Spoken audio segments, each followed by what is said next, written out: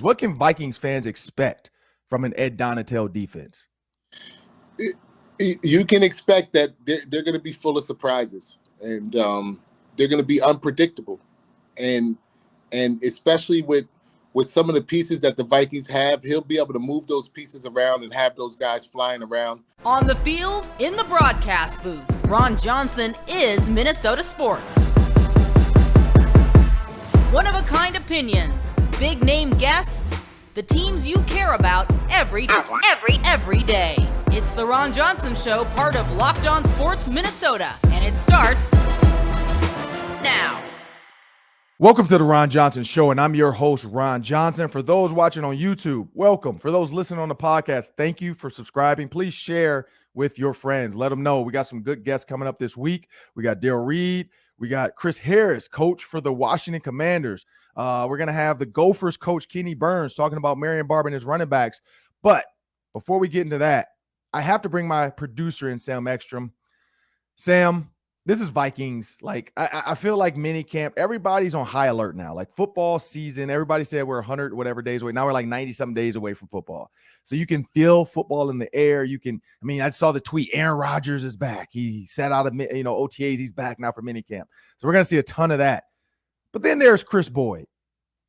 And there's a lot of things Kris Boyd could have done this week. Pay tribute to Jeff Gladney, which I'm guessing he did. But, of course, it's all about the sensationalism of media. And Patrick Peterson, as you pointed out, has a podcast. And Kris Boyd made a comment on his podcast about the coaches, about that they, he felt like players and coaches walked around with their buttholes tight. That sphincter, like I always say, is tight. I knew you would bring up the sphincter. You got to bring up the sphincter. Then he also said that he felt like if they made a mistake, the world was over. This is what I'll say to that. And then you can give me your thoughts. Yeah. One, so what? Like the world is not fair. Life is not fair. There's so much in this world that's never going to be perfect. Bosses, CEOs, if you work for somebody, you have to deal with their work environment. Now you have two choices: leave or figure out a way to make it work. And this is what I'll say. I used to hear stuff about that, about certain Gophers coaches. And people would say that about their, oh, man, I feel like they're always yelling at us, or this coach always yells at me. I never got that. Maybe because, I was giving them 1,000 yards a season, maybe because of the touchdowns, maybe because I was the number one receiver on the team. Who knows? But I never felt that way. If I made a mistake, I just made a mistake and I moved on. Like, I didn't feel like the world was over. Now, I will say this. When I got to the NFL, I did feel like that at times, like that if I made a mistake, like, shoot, like, I'm thinking about it all day. Why? Because I was on the verge at any point of being cut. I wasn't a star. I was a fringe guy playing special teams. I was a third wide receiver. So I was a fringe guy. I was a guy that if they drafted another guy the next year, I possibly was out. Every year I'm watching the draft like, please don't draft a receiver. And so when you think about that, I think it's about perspective of how you take to coaches. Like, I think there's a certain aura around certain players that can say that. Now, yes, you're getting more and more players that are saying this, and stars, Eric Kendricks, other guys are saying this, and they're talking about more in the locker room stuff, more walking through the hall stuff. But Kris Boyd is talking like football stuff. He's talking football like world is up. Not I walked upstairs and I grabbed a salad on chicken day. He's talking on the field stuff. And so I bet if he didn't make some of the mental errors that he made, if he didn't make some of the mistakes that he made, I don't think he would have felt that way, that the world was over every time he made a mistake. I feel like maybe because they were coming down on him as that guy. And honestly, let's be honest, corners are on the stage at all times. I just watched a bunch of Jamar Chase highlights, and I'm thinking about the corners he was going against. Those guys probably thinking the same thing, like, oh my God, like, how did I do it again? When you make a play and you're in the right position, hey, but when you make a play, when you miss a play and you should have been there, and if you were there, the coach, you would have done it right if you listened to the coach and you would have made the play, but you weren't, so you messed up, then yeah, it weighs on you. So I do think like coaches should do a better job of like talking to players, like Darrell Reid. We talked to Darrell Reid, and at some point you'll hear more from Darrell Reid, but he talks about Tony Dungy's kind of even keel He's never going to yell at you. He's no matter how good it is, how bad it is, he's always going to find that middle ground and minister to you. Well, that was Tony Dungy's style. Could Zimmer have used a little Dungy? Maybe. Like, you never know. But I just feel like at this point, it's just sensational. They're beating a dead horse. It's going to be amazing to me. And I pray that this doesn't happen to the Vikings. But if they don't have good seasons in the next 2 or 3 years and it becomes this Brad Childress type atmosphere, I think people are going to look back like, man, maybe they need an authoritarian. They need an authoritative figure. They needed somebody to yell at them. But no, we don't know. Kevin, like, he hasn't even had a chance to do a game yet. So we don't know. Like, when he sees a mistake, maybe he is a yeller. Who knows? Maybe he's a quiet talker like Dungy. But I don't see a problem, honestly, in the end. I don't see a problem with Kris Boyd's comments. Like, it is what it is. Like, that's how you felt. Great. I just think people are going to put it out there because it's sensational to say Zimmer's name with bad culture. It's just one of those things. Like, PJ Fleck and roll the boat for a couple years. That was the way to, like, beat a dead horse. Now it's just the culture. You don't see it as a negative anymore. People don't constantly bring it up.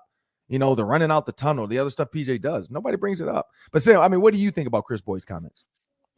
Yeah, I think it shows the growing gap between sort of that old school, no nonsense approach and the younger player in today's game. And the old coaches love to complain about how no one wants to be coached anymore. They don't want to be criticized. And I mean, the reality is that it takes a little more delicate touch. And I don't know if Mike Zimmer had the most bedside manner of all time. Kevin O'Connell probably does. But here's where he loses me just a little bit. Mm-hmm. Kris Boyd was undisciplined on the field. When he was in games, he made mistakes. Mm-hmm. Special teams, he made silly errors. He committed penalties. So when you're making mistakes in games, it seems apparent that you needed instruction during practice. And Kris Boyd hadn't earned their trust. Now, if that comment comes from someone like Kendricks, who is an all-pro, is one of the best linebackers in football, starter on the team, it carries a little more weight with me. But when it comes from someone who's been on the bench, struggling to see the field, it feels a little more like sour grapes. So I get why you want to, have a little better relationship with your coach. That's certainly respectable. But it seems to me like Kris Boyd needed that intervention to play better because he kept making those mistakes. And that's why he's been kind of a role player for the last 3 years. Mm-hmm. And this is one thing I will say, though. PJ Fleck, I love the way he says you have to coach every kid differently. He talks about his background as a teacher, and he's like, I forgot what he taught, but he talks about being in a classroom of 5th or 6th graders or some, or 1st grade, I don't know, but 5th or 6th graders. And he's like, you can't teach every kid the same way. You have to learn that kid, take the time to learn them, and then teach them. Some kids are better at math than others. Some kids are better at spelling than others. Some kids are better at social studies than others. You have to learn, like, this kid might learn with flashcards. This kid learns by me writing on the board. This kid learns by doing it himself and just self-teaching and reading. But you have to learn that. You can't force every kid to self-teach. You can't force every kid to watch me write on a whiteboard. You can't force every kid to use flashcards. Every kid has a different way of learning. And maybe that was maybe the problem. PJ Fleck coaches every player a little bit differently. He knows Rashad Bateman from Tyler Johnson from Chris Altman-Bell. Each guy is going to be a little bit different in the approach, the way you can talk to him, what you can say to him. You know how to get the best out of him. Tyler being a quiet guy doesn't need you to be all rah, rah, rah with him. Rashad as well. Chris Altman-Bell likes that. He likes the jumping and the pushing and the physicality of a coach. But you have to learn that. You have to learn that. And so, maybe that's part of it. Maybe Kris Boyd, because he wasn't Patrick Peterson, because he wasn't, Cam Dantzler or Jeff Gladney, a 1st round draft, 3rd round draft pick, that they didn't take the time to learn him. And maybe that's what he felt. He felt like, I don't feel like I'm getting enough attention. And PJ coaches everybody. He says that from the top to the bottom. And but that's something in college you have time to do, and you're growing an 18-year-old. Where in the NFL, this might be the 1 year you have this guy, and then you got to move on to the next year with a new group of guys because this guy, those guys didn't make it. You're going to keep your guys, around. So it's just a different beast coming from college in Texas. You know what I mean? Like, DBU as they think they call themselves, but now I think it's LSU. Who knows? But when you see that That's where I think it comes from. It comes from maybe a guy that wasn't coached the way he probably needed to be coached, and you can't blame him for that. Like, I think that's another part of it. Like, every player learns differently, and you know what? If they couldn't find a way to unlock the greatness of Kris Boyd, or the ability of Kris Boyd, or the mental wherewithal of Kris Boyd, we'll see. Because if this year, if he does look a lot better, plays a lot better, then you can say it was coaching. But if he looks the same, it is what it is. And if he makes a mistake now, I guarantee this staff, because defensive coaches I don't care what you say about culture. Defensive coaches are a different group of beasts. And when you make a mistake on defense, those coaches are pissed off. Offense is a little bit more, boutique. It's a little bit different style. Defense is hard-nosed, smack people in the mouth. Like, it's a different group of coaches because they played it. You look at Minuski and some of those. I mean, those guys are crazy, and they're coaching. And so now you put crazy and coaching together, and you get a bad result on the field, you're going to get a crazy reaction. And I will see what this year brings up, though. But coming up next on the Ron Johnson Show, we got Darrell Reid. Darrell Reid won a Super Bowl. He has some great words for what the Vikings fans should expect in a Super Bowl from Kevin O'Connell and when that Super Bowl is going to come. Because Darrell Reid's been there. He's seen Tony Dungy's culture change. He thinks Kevin O'Connell might have that formula. Stick around for that. If you enjoy the Ron Johnson Show, you'll enjoy our other daily show on Locked On Sports Minnesota. It's superior sports talk with KARL-11 sports director Reggie Wilson and his co-host Luke Inman. Whether it's Twins, Vikings, Wolves, or Wild, Reggie and Luke have it covered. All the breaking news and big opinions.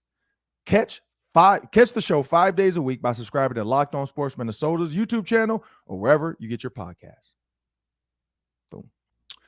Next up on the Ron Johnson Show, it's a guy that I played with. I got some stories, but I won't tell them all. But Darrell Reid, D Reid's what we call him, but Darrell Reid, former Gophers defensive lineman, went on to the Colts, played for the Broncos, but more importantly, won a Super Bowl. He also, and we'll get into this a little bit later in the interview, but he also was teammates as well as myself with Marion Barber. But D Reid, man, I want to thank you for joining me on the Ron Johnson Show. First question, man, like, you look at the Minnesota Vikings, they've now fired Mike Zimmer. They've added Kevin O'Connell as head coach from the Rams. They bought in Ed Donatel, defensive coordinator. They're changing from a 4-3 to a 3-4. So different scheme, different players. Za'Darius Smith comes over from the Packers. A lot of moving pieces. But when you think about culture, because there's culture conversations all around the league, college too. You got Roll the Boat with PJ Fleck. You got John Harbaugh with the khakis and the hard-nosed Michigan Wolverines. Everybody tries to talk about culture. And when you think about Tony Dungy's culture and getting to the pinnacle, winning the Super Bowl, first African-American coach to win the Super Bowl, what do you remember most about that building being around Tony Dungy? Well, that building with the Colts, the culture of that building from the top of the organization all the way down, they built a winning culture, and it was great leadership, from the top down, from ownership to the building, and everybody cared about each other, and it was very close-knit family, that Colts team. And we had a lot of great players on that team. If you go back and look at that team, there's 5 or 6 or 7 Hall of Famers or future Hall of Famers on that team. So we also had a really great team. I didn't realize that, you don't go to the playoffs every year until I went to Denver, because I was so used to starting off 10-0 every season. Like, I thought it was the norm. Like, this is the standard. Goal setting. I think every team sets goals, but I think the leadership from the top down and how they did things was different, and that's what made them special. But it started with the ownership, with Jim Irsay, and then Bill Polian, great GM, built those Buffalo teams that went to 4 Super Bowls in a row, and then came to Indy, and they got the kind of guys that fit their system. They were really systematic in their approach to drafting and bringing on free agents. And, you got a guy like Peyton that's a true leader. I remember in the weight room, everybody's workouts had to be like tailored down a little bit because If you were doing something that Peyton wasn't doing, he would go to the strength coach and say, "How come I'm not doing what the D linemen's doing? How come I'm not doing what the linebackers are doing?" Because you're a quarterback. But he was the competitive nature that he played with, and that all great players play with, was something that just trickled down throughout to some of the other players like myself. Yeah, when you look at the NFL quarterback, you say at the top, Peyton Manning, I remember being there for 2 off seasons as an assistant coach and just working with the receivers, working with Clyde Christensen, Reggie Wayne, Marvin Harrison, Anthony Gonzalez, Roy Hall. And then, you look over at Dallas Clark and you see, Peyton Manning out there working out. And so when I look back at that with Peyton Manning changing plays, kind of running walk through, changing 7-on-7, where basically they were his plays. There was no script. He kind of knew the defense, but they were within the parameters of, hey, don't get crazy, but here's what the defense is going to give you.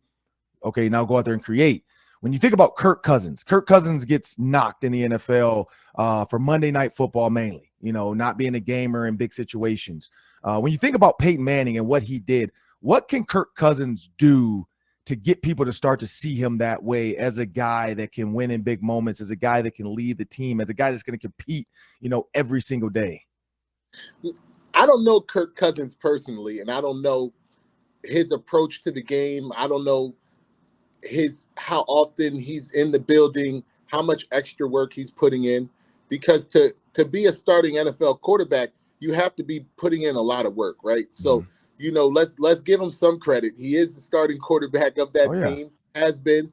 And so he's doing a great job. How could he take it to the next level? I'm not sure. I know what Peyton did, but I also know that Peyton was one of the most gifted quarterbacks in NFL history. With his mental and his right arm, he was very gifted, but he did put in a lot of extra work. I can remember times where by the time I got to Indianapolis, he had been there for about 8 years, him and Marvin. And if they missed any route, if they missed anything in practice, after practice, they would hit that route over and over. And I'd be in the parking lot leaving, and they're still on the field hitting the same route over and over and over again. And that's one thing about that I realized after I was done playing. I needed to be putting in a lot of extra work to try to catch up with these greats. They were already all pro. They were already Hall of Famers, and they were still their drive, and their drive to be perfectionists. And I mean, it goes across all sports and all genres, and all the greats. They put in a lot of extra work, and I don't know. Kirk Cousins might already be putting in a lot of extra work, and some of that is God-given. Some of that is you have to be in the right place at the right time, and maybe this year is his time. Yeah. I mean, you had a new coach, new culture, new mindset. When you think about Tony Dungy's team meetings, Tony Dungy's conversations with you, you've had, and for people, please YouTube Darrell Reid special teams play for the Colts. Like, it'll pop up. It was the biggest hit I've ever seen in my life. I was proud to be a Gopher in that moment. But Darrell, when you think about conversations you've had with Tony Dungy, what is something that he told you, or something that you'll never forget getting from Tony Dungy, like a nugget that you kept with you for your life? There's so many, and Coach Dungy, you know him personally, and so he walks with a different type of vibe. He doesn't curse. He's not a rah-rah coach. He's not going to be yelling at guys, and he's going to speak to you more like a father figure, and he's going to put things. He's more even-keeled, so he's going to put things in perspective. No matter how high you are, no matter how low you are, he's going to put things in perspective, and he's always going to put God first. And so he's a very balanced individual and very balanced person, and he really walks with God. So that's number one with him. And but the way he approaches the game is more like, or approaches players and relationships with players, is more like a father figure. It's more like this is football, but there's more than just football. But the goal setting and all of that is going to remain there as far as football goes. Darrell, when you think about your days, man, at the U with Marion Barber, man, like what do you remember most about Marion? Well, just like you remember when I came in, I remember when Marion first came in, and and we all do. We remember when Marion came in. He was a shy, quiet kid. He had the body and the look of a grown man. Though he already had a college body, and had looked like he had been working out for years already. But he was very quiet, very shy, very reserved. And he always had his sweatpants on. He always had some Gopher sweatpants on, and he just went about his business, and he didn't really, you had to earn his trust. He was a person you had to earn his trust, because he wasn't going to open up to everybody until you earned his trust. And it wasn't, until probably his second or third year that, his personality started to come out, and, he trusted us enough to be himself, and, even after he became, one of the greatest players at Minnesota and rushing for 1,000 yards, he still was super humble, still very giving, very always full of laughter, full of positivity. Always had a smile on his face. I don't remember Marion really ever being upset or mad at anybody or anything throughout the entire time that I knew him. And even when he went to the Cowboys, I remember going to his house with a bunch of guys, going to his house in Dallas and hanging out, and him just being very giving and inviting guys out or taking guys out and things like that. So great spirit. And I know, Ron, you got the memory of an elephant, so I know you have the stories. I know you have some stories, Oh yeah, I mean, I got a bunch, man. Like y'all were a funny group of young dudes, man. Like I look back on that time with like Air Force Ones. That was the big thing. It still is, but it was huge back then. And coming out of Detroit, that's all we wore was Air Force Ones. And I'll never forget Marion coming to me and trying to show me, because his dad's from Detroit, and he wanted to kind of connect with me on the Detroit side. Like, hey, man, like I'm from Detroit too. And I really thought he was at first until his dad showed up one day. He's like, no, I'm from Detroit. This dude's from like Wyzetta, so, but that was Marion. Like he was always joking around, laughing, having fun. You're right. Like he was, in my opinion, and I can say this, he was better than Tellus Redmond. But as a freshman, he was willing to play the back seat to a guy that he probably, felt like I'm better than this guy. But, Marion never once, cried or whined or said anything to the coaches about I should get the ball more. When he split time with Lawrence Maroney, I remember coming back and talking to him, same thing. He never cared. He's like, man, look, we're going to go out here and win. That's all I care about. And yeah, man, he was a giving guy. But y'all were funny, man. Y'all were a funny group of guys, like just the constant locker room jokes. Because I was number 3, he was 21, so he was like right down the line of our lockers, and so it's just we always like there was always something going on over there, and then Greg White was kind of right there in that corner, and so Greg always. I mean, I can't even tell half the Greg stories. Like it's some of the stuff he did is not made for TV, right. But it was just literally constant laughter, constant fun, and so. To read Marion Sr. or Jr., his dad's comments about what Marion wanted with his life, how he wanted to be remembered. That's what I'm going to do. That's my goal the next couple weeks, man. And my show is always find a way to pay tribute to Marion because, he lived a life that he wanted people to remember and not worry, and I think everybody was so worried about what he thought or what was going on. And Marion was in his own kind of world. Like I'm good. I just got to figure this thing out. And so that's what I'll always remember. Marion was that guy. You're right. He didn't trust people. Like you had to earn his trust. You had to show him you were legit. Like you're not going to turn on me. You're not going to tell on me when Coach Mason walks in the locker room. So yeah, man. And then once that happened, like just hearing all the stories, Coach Mason has some stories. Tony Patterson's coming on later this week with some stories. Terrence Campbell is coming on. So yeah, man, everybody that you see, even Tony Romo for the Cowboys, he said something cool about Marion as well. And that's who Marion was. Last one before I let you go, Darrell. Winning a Super Bowl, when you think about that, you know, that's the ultimate goal. You know what I mean? I'll never forget you coming to my wedding with your Super Bowl ring. And I'm not gonna tell that story, but you know, like Wokey and all the friends, Dana, Tasha, everybody, you know, Lawrence, everybody's going out. And all I heard was, man, Darrell Reid, man, he blah, blah, this is this. He, you know, the bartender asking these questions. He got the Super Bowl ring. But when you think about winning the Super Bowl, you know, and UTEC, another Gopher, he was with you on that. What can teams, you know, like you said, it's about getting to the playoffs first, and then it's about, you know, leadership from the top. What can a team like the Vikings do to finally get over that hump and win a Super Bowl? And shouts to Ed Donatell, that he was a defensive coach when I was in Denver, so I'm very familiar with him, his system, and how he likes to play, how he likes to coach. And I think he's going to be really good for the Vikings. You know what? Well, let me give you that one then. What can Ed Donatell's defense? What can Vikings fans expect from an Ed Donatell defense?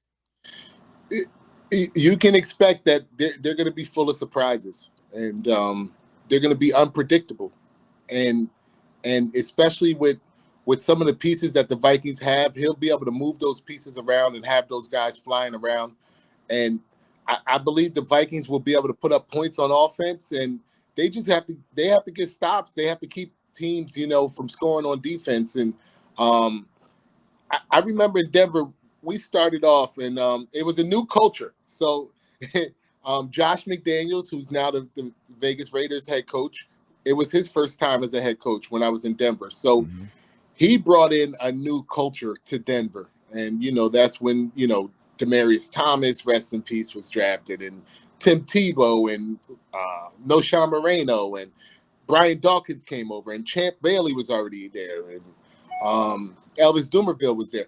And we started off 6-0 that season. 6-0. So teams did not know what to expect from us, and we caught a lot of teams off guard, a lot of good teams off guard when we had that 6-0 run. I got hurt in the 7th game, so, you know, things went downhill from there, you know, in my mind, you know. But that's what I expect. I expect the Vikings to start the season off really hot. You know, how they finish, we'll see. But I think they'll start off hot, you know, with the new head coach and the new defense, going from a 4-3 to a 3-4, big change. But I think they're bringing in the pieces that fit that defense, and they'll start off hot. And maybe they needed a different culture right now, you know. I think it was time, and they needed that to be able to take that next step, because they have a pretty good core. Well, appreciate you, Darrell, joining me on the Ron Johnson Show. That'll do it for this segment. But next up, we got the Daily 3. That's 3 questions, 3 minutes each. Stay tuned. Do you want instant post-game reaction from insiders that cover your favorite sports teams? Well, check out our Locked On Sports Minnesota's podcast on YouTube or wherever you get your podcasts. Following every Twins, Vikings, Wild, or Wolves game, our Locked On team hosts are broadcasting live with team insiders like Kevin Gork for the Wild and Brandon Warren for the Twins. Never miss a podcast by subscribing to Locked On Minnesota Sports' YouTube channel, or subscribe to the podcast wherever you get your podcasts. iTunes, Spotify, iHeartMedia, wherever you get it, just subscribe to Locked On Sports Minnesota, and you'll be able to catch all of our shows 5 days a week. Well, it's that time. It's the Daily 3. That's 3 questions, 3 minutes each. Take it away, Sam.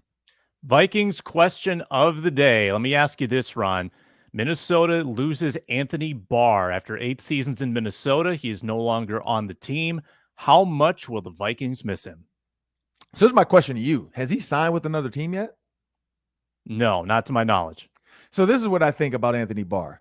I don't think they've officially lost him first. I think that there's still a chance, because when you look at Za'Darius Smith, and think about veterans anyway, when they're sitting out there, what we don't see, or what the public doesn't see, veterans make visits. So they meet the coaching staff. They meet the players. They meet the coaches. Anthony Barr doesn't need to meet the players, but he needs to meet these new coaches. He needs to talk to Ed Donatell. He needs to talk to the linebackers coach, the outside linebackers coach, the defensive line coach, the inside linebackers coach. Because in the 3-4, you got a bunch. You got inside D-line coach, you got outside D-line coach, you got outside backers coach, you got inside backers coach. So you got like 4 guys that Anthony Barr kind of has to kind of meet, because in this defense, they could really use him and turn him into this monster. So when he's looking at possible suitors of who he can go to, we know the Jets wanted him in the past. Maybe they don't want him anymore. Who knows? We'll see. You got teams out there who could possibly use his services. You look at the Lions. You look at the Bears. You look at the Packers, who they could be like, look, you took Za'Darius, let's get Anthony Barr. Let's just see what happens there. There's a lot of teams out there who could use the services of an outside linebacker who can play outside in a true 3-4, but he can also play the Will or the Sam in a 4-3. Anthony Barr's time in Minnesota is not officially done, because once they get through minicamp, once they get to training camp, and maybe a guy goes down or all these veterans sign, and in week 2 or 3 of training camp, even preseason, maybe, you probably got one game out the way and you got to cut the roster down from 90 to I forgot what number. It goes from 90 to like 80 something or 75. Maybe I think it's 90 75. When you cut the roster down, then you have to start looking at what veterans got cut. Because then there becomes this pool of like, well, we scouted this guy, but now this guy's out there. If the Vikings do lose Anthony Barr, to answer the question, they're going to lose a high motor guy, a guy that has a great relationship with Eric Kendricks, where these two guys have worked well together for their entire career in the NFL. They are roommates in college. They were friends here and in college. You lose that extra guy that's going to kick the door down with Danielle Hunter. A locker room guy that's that jokes around and loves to be around the guys. You're going to lose that. But you might get it back. Is Anthony Barr replaceable? Yes. Everybody's replaceable in the NFL. Like, that's the one thing. It's always the next man up mentality. It's always a plug and play guy. But I think that's the only thing they're really going to miss is that relationship. So the explosive guy who can be anywhere, but that relationship him and Eric Kendricks had, where it was that trust that Eric knew, I don't have to do this because I know Anthony's going to do this. I don't have to hit this gap because I know Anthony knows his assignment. That's some of the things they're going to lose, and he's going to have to regain that new trust with the new guys. Yeah, I think health is always going to be a concern for Barr going forward. I think that's why he hasn't signed, because teams are nervous. But I thought he actually played pretty well last year when he was healthy. So I'm a bit surprised he hasn't landed. Minnesota Twins in Toronto, severely shorthanded. They steal 2 out of 3 games from the Blue Jays, and now the Yankees await them at Target Field Tuesday, Wednesday, Thursday. Big 3-game series against the Bronx Bombers, the best team in baseball. How will the Twins fare against the Yankees? Well, I mean, let's be real. It's the Yankees. The Twins have never done well against the Yankees, especially in the postseason. When you look at the Twins, though, 8-6 over the Blue Jays. The bats are hot. That's the key. Yeah, they had some relievers not travel. Max Kepler didn't travel, but the bats are still hot.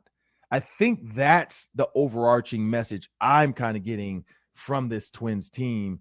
When you look at, at-bats, you look at RBIs, runs, all that kind of stuff. Luis Ariz, 4 hits. You got 2 hits from Sanchez. It's just like, that's the key, is like you're getting production. You look at the pitching. It's serviceable. Like, they're not blowing anybody back by 100 mile an hour every single time. Just dominant. No hitters. It's just a defense that's playing well and making plays when needed. There's no lackadaisical plays. I think the fact that they're ahead at this stage, you have more focus, I guess I'll say, because that's where I think baseball, with the season being so long, for instance, if you look at the standings and you say, let me see, what team was I just looking at? You look at the Royals, 17-35. There's some lackadaisical going on there, because in their mind, they're like, look, we're not even halfway. We're probably out of this thing. Like, yes, you can go on a tear and get back. But your problem, when you're in the basement that early, like if everybody was kind of one game back, I think you have a bunch of teams still playing hard. But when you're 17-35, you've doubled your losses to wins. You get lackadaisical. Like, you're in the outfield watching the dude with the hot dog that spilled ketchup. You're watching the guy with the baby drinking a beer. And you're like, I wonder if somebody hits a home run, is this guy going to catch it with one hand and be on SportsCenter? Like, it's just, you just don't have it. But when you're in the lead, when you're 32 and 24. The last 10, they got better now, 4-6 in the last 10. The Guardians are 24 and 25. So you have a nice lead.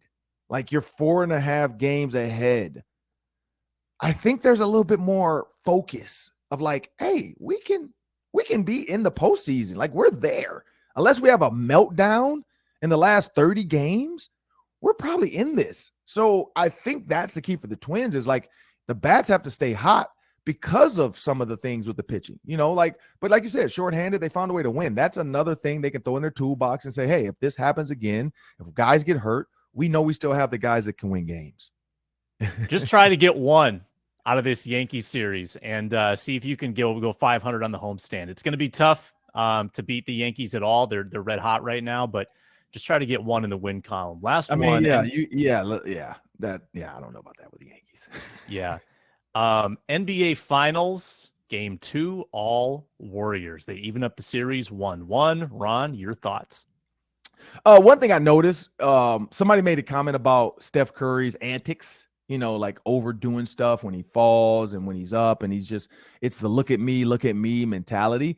I noticed a change in Steph. Like when shots were made, you didn't see him over celebrating. Like when Jordan Poole hit that half court shot, if you look in the background, Steph's just walking. I mean, he's looking at Jordan Poole like, hey, go ahead, young fella. Like you don't see Steph doing all that stuff, like he was kind of relaxed. He knew it was a close game, all the way through. And then third quarter, fourth quarter, they just blew the doors off. And so that's and the Celtics have struggled at home. So that's what's going to be tough. Mentally, I don't know if it was like focus because you're home and you just don't think because you're on the road, you get a little bit more focus because it's us against everybody.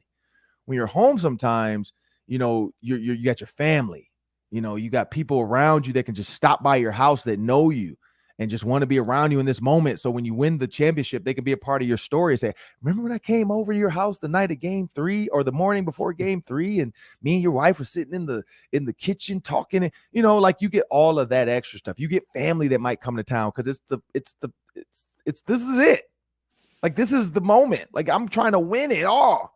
So everybody wants to be in town for this, like I forgot. I think the Celtics show like a player talk about the tickets he had to get for the finals. He was on the plane maybe, but like that's the difference at home is you get beat down. Like on the road, you can say, oh yeah, we don't get tickets on the road. I only get 1 or 2 tickets. At home, they know like, hey, get a suite, bro. Like put us up, put me and your mom and the cousins and JoJo them and little Andy and Chrissy from middle school. Like everybody's bothered. So it's a different mindset. The Warriors, they succumb to, I think, more of like they use too much energy down the stretch. And then the second game, they realize like, look, let's this is a long game. This is gonna be a battle.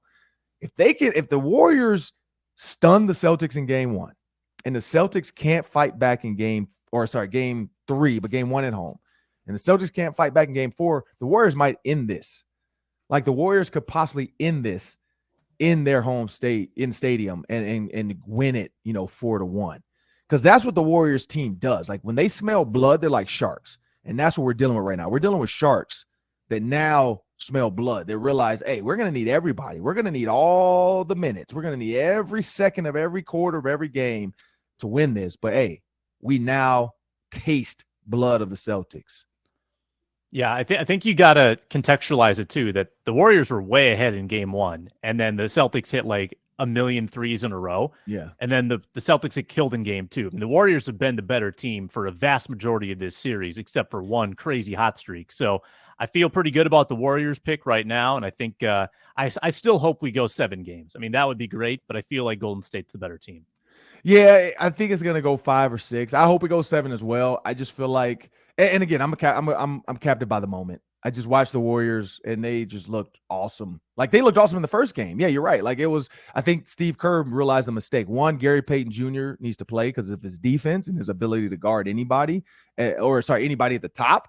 And then Steph Curry, you don't rest him no matter what the score is. Just, put him in, like he should have checked himself in that game when he felt like the Celtics were making a run just to get the crowd back in it. Steph's back in the game. There goes that man. Like that's what you want the moment to always feel like, and stop trying to steal his MVP trophy.